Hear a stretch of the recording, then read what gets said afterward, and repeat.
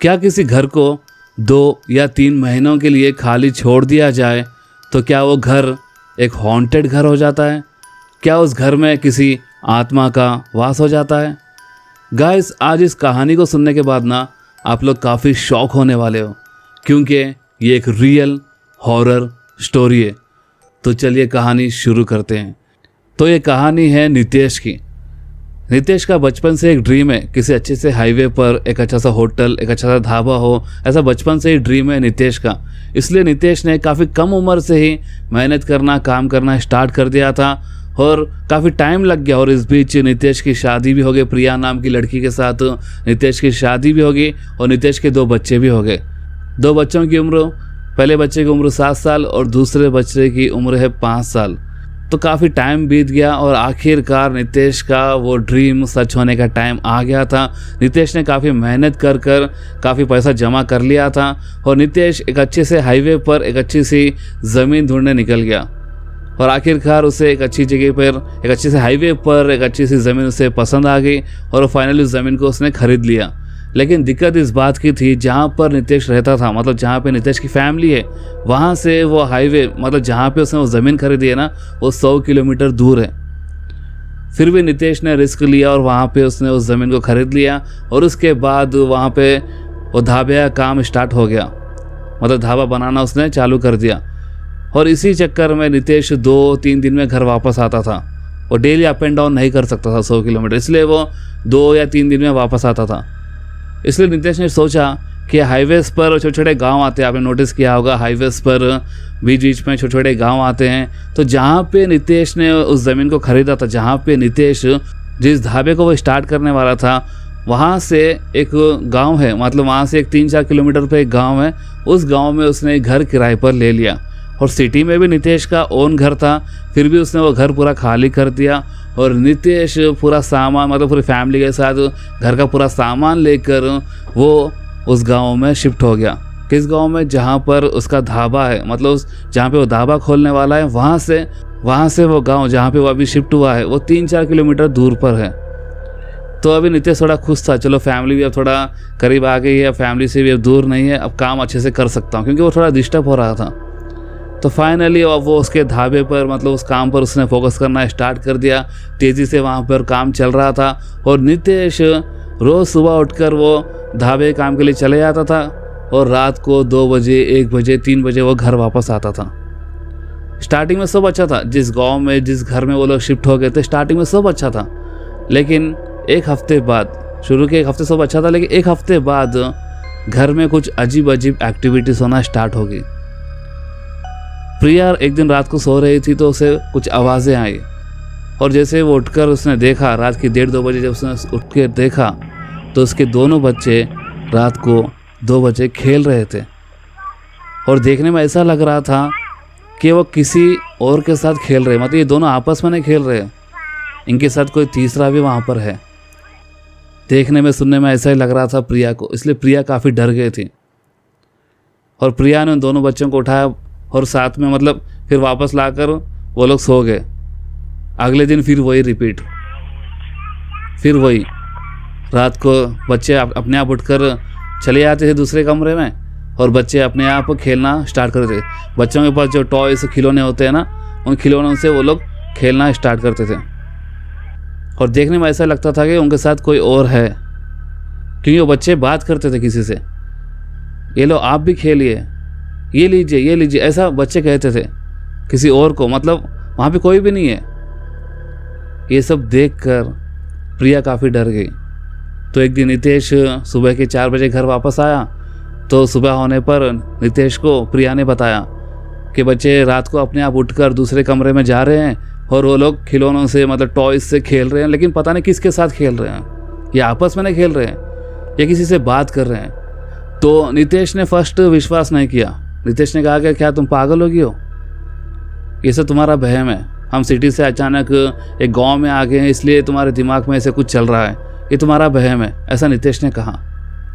लेकिन प्रिया रोज़ रात को ये सब देख रही थी और रोज़ प्रिया को काफ़ी डर लग रहा था। और उसके ठीक 3 दिन बाद, टोटल उनको उस गांव में सिर्फ 10-12 दिन ही हुए थे। एक दिन क्या हुआ, जिस ढाबे पर काम चल रहा था वहाँ पर मजदूर नहीं आए। तो उस दिन क्या हुआ कि नितेश उस रात घर थोड़ा जल्दी आ गया, मतलब शाम के 7-8 बजे नितेश घर आ गया। और प्रिया काफ़ी खुश थी कि आज नितेश भी है।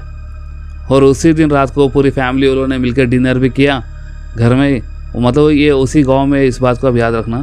तो इन लोगों ने डिनर किया, उसके बाद रात को ये सो गए। सोने के बाद सेम वही रात को 1:30-2 बजे बच्चे फिर अपने आप उठकर दूसरे कमरे में चले गए और बच्चे टॉयज़ के साथ, खिलौनों के साथ खेल रहे हैं। तो अब की बार नितेश को भी आवाज़ आई और प्रिया को भी वो उन खिलौनों की आवाज़ आई।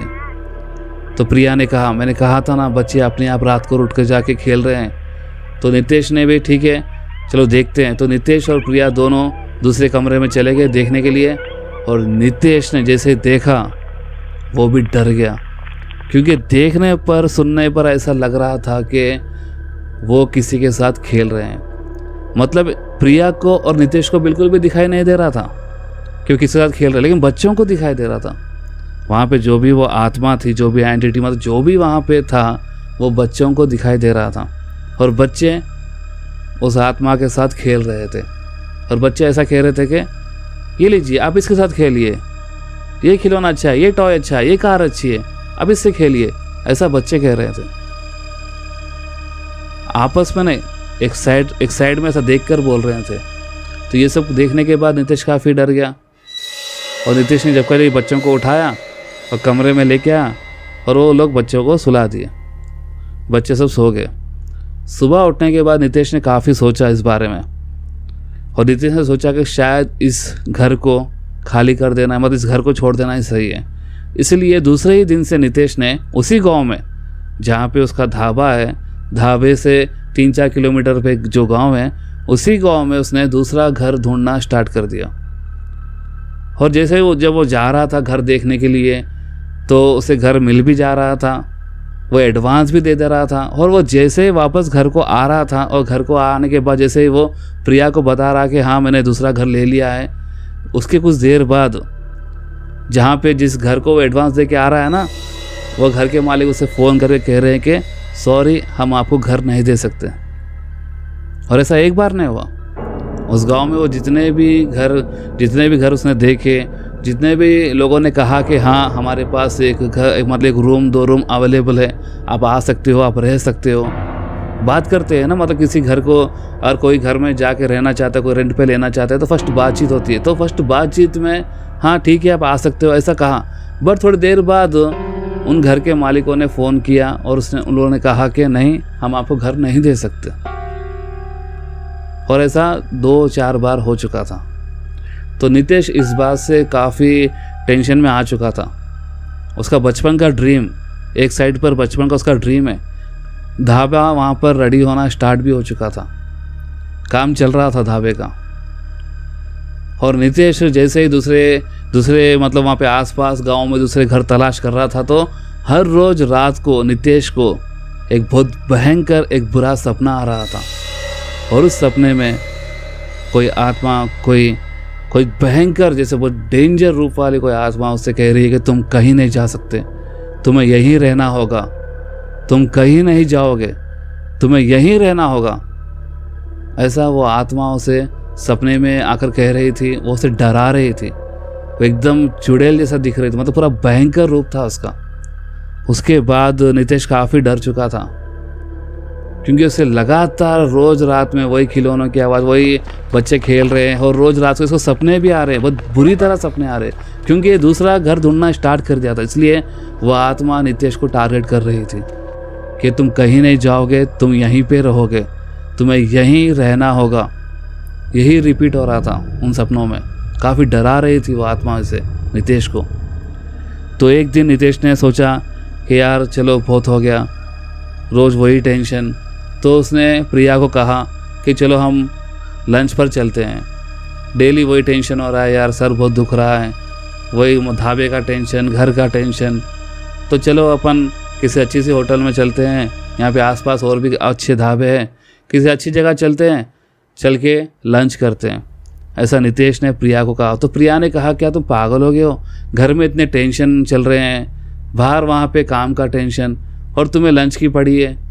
तो नितेश ने कहा कि नहीं, फैमिली के साथ टाइम स्पेंड करते हैं क्योंकि काफ़ी दिन हो गए, बच्चे भी परेशान हैं, तो चलो चलते हैं। बच्चों को तो खैर कुछ समझ में आ नहीं रहा है, परेशान तो नितेश और प्रिया है।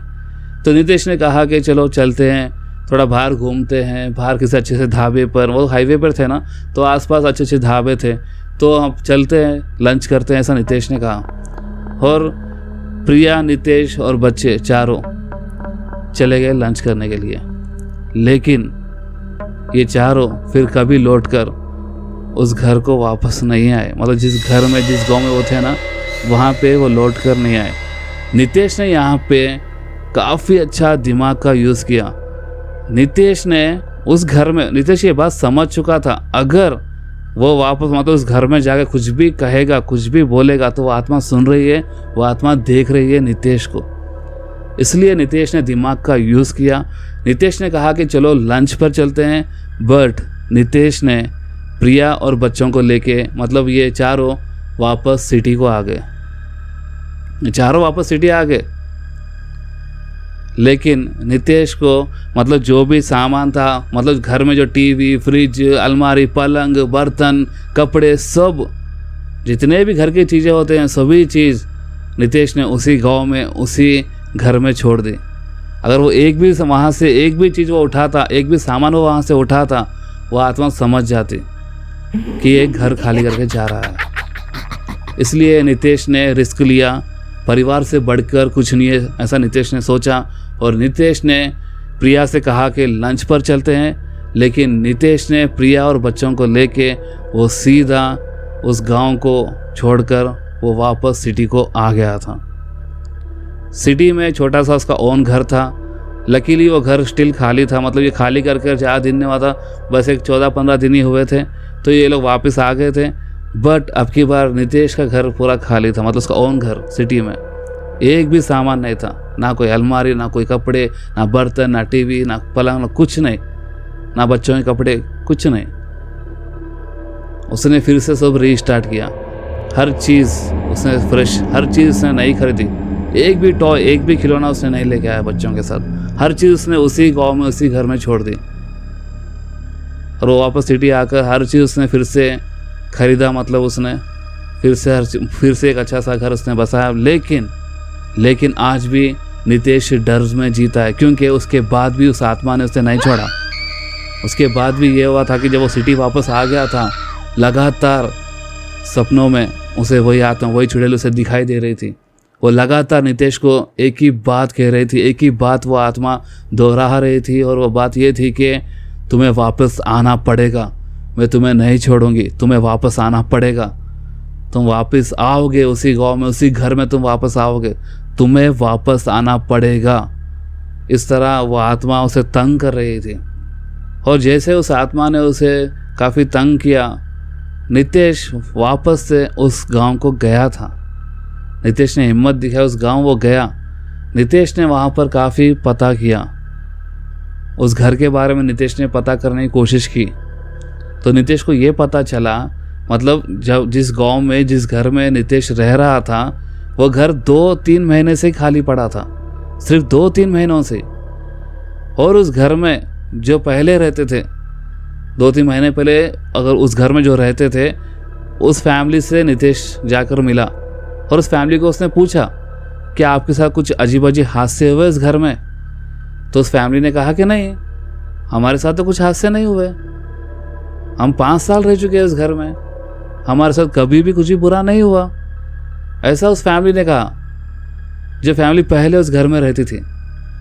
वो घर सिर्फ 2-3 महीनों के लिए ही खाली था। और ये सब कुछ जानने के बाद ना नितेश काफ़ी डर चुका था। और नितेश के मन में भी यही सवाल था, क्या किसी घर को 2 या 3 महीनों के लिए खाली छोड़ दिया जाए तो क्या वो घर एक हॉन्टेड घर हो जाता है? क्या उस घर में आत्मा का वास हो जाता है? नितेश को हर रोज़ सिटी जाने के बाद भी नितेश को हर रोज़ सपने आ रहे थे कि तुम्हें वापस आना पड़ेगा, तुम्हें वापस उसी घर में आना पड़ेगा। तो नितेश काफ़ी डर रहा था, नितेश काफ़ी डर चुका था। तो प्रिया ने कहा कि चलो अपन मंदिर चलते हैं। तो हर शनिवार पूरी फैमिली के साथ वो लोग मंदिर जाने लगे, हनुमान जी के मंदिर जाने लगे। नितेश बिजनेस के चलते, काम के टेंशन के चलते उसने पूजा करना छोड़ दिया था, लेकिन नितेश ने पूजा करना भी स्टार्ट कर दिया था। वो हर शनिवार पूरी फैमिली को लेकर मंदिर जाने लगा।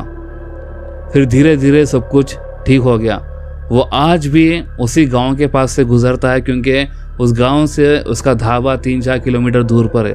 वो आज भी वहाँ से गुजरता है, लेकिन वो उस गांव की तरफ वो मुड़कर नहीं देखता। भगवान की कृपा से उसका ढाबा अच्छे से चल रहा है। उसका ढाबा ओपन हो चुका है, उसका ढाबा अच्छे से चल रहा है।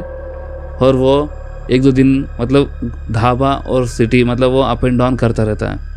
तो नितेश ने मुझे जब ये स्टोरी भेजी तो नितेश ने मुझे यही सवाल पूछा, क्या ऐसा हो सकता है? क्या किसी घर को 2 या 3 महीनों के लिए खाली छोड़ दिया जाए तो क्या वो घर हॉन्टेड हो जाता है? क्या उस घर में आत्मा का वास हो जाता है? तो मैं इस वीडियो को इसी सवाल के साथ एंड करता हूँ। अगर आपको इसके बारे में थोड़ी भी नॉलेज है, अगर आपको इसके बारे में कुछ भी पता है, क्या सच में ऐसा हो सकता है, तो आप कमेंट्स में ज़रूर बताइए। कहानी कैसी लगी आपको कमेंट्स में ज़रूर बताना। अगली वीडियो में फिर मिलेंगे। अपना ख्याल रखिए। बाय।